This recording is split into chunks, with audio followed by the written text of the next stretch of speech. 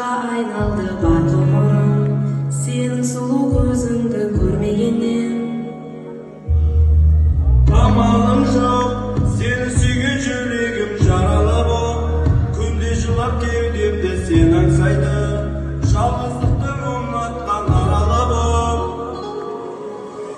Сезім үшін бәрін қиып кетерім, сөзім үшін мен өмірді сүйемін, керек десең жәудіреген бір сенің көзің.